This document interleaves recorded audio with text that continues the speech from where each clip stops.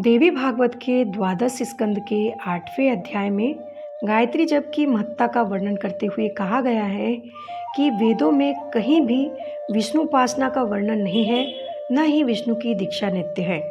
उसी प्रकार शिव की उपासना नित्य नहीं है, परंतु गायत्री उपासना तो सनातन है। चारों वेद इसी का प्रतिपादन करते हैं। ऐसा कहा गया है कि इसके बिना ब्राह्मण का पतन हो जाता है। मनुष्य मात्र गायत्री उपासना से द्विज को प्राप्त करता है, उसे किसी अन्य उपासना की आवश्यकता नहीं होती। गायत्री उपासना द्वारा मनुष्य अपने परम लक्ष्य को प्राप्त करता है, फिर चाहे वह अन्य उपासना करे या ना करे। देवी भागवत के स्कंद 11 अध्याय 16 के 15वें श्लोक में कहा गया है, सर्ववेद सारभूता गायत्र्यास्तु समर्चना ब्रह्मदयो अपि संध्यायाम ताम ध्यायन्ति जपन्ति च। अर्थात चारों वेद गायत्री आराधना का प्रतिपादन करते हैं। संध्या काल में ब्रह्मादिक भी उनकी ध्यान सहित जप करते हैं। व्यास जी कहते हैं, जो गायत्री को भलीभांति जानकर उसका उच्चारण करता है, वह इस लोक और परलोक में ब्रह्म की सायुज्यता को प्राप्त करता है।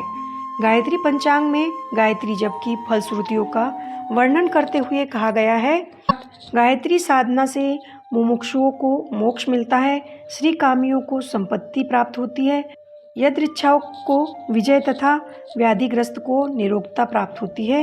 इसी में आगे कहा गया है कि वशीकरण करने वालों को वशीकरण होंगे, वेदार्थियों को विद्या, दरिद्रों को धन, पापियों को शांति मिलेगी, शास्त्रार्थियों को शास्त्र विजय, कवियों को काव्य लाभ, भूखों को अन्न तथा स्वर्ग इच्छुकों को स्वर्ग, पुत्रार्थियों को पुत्र तथा शस्त्र से भय वालों को अभय मिलता है।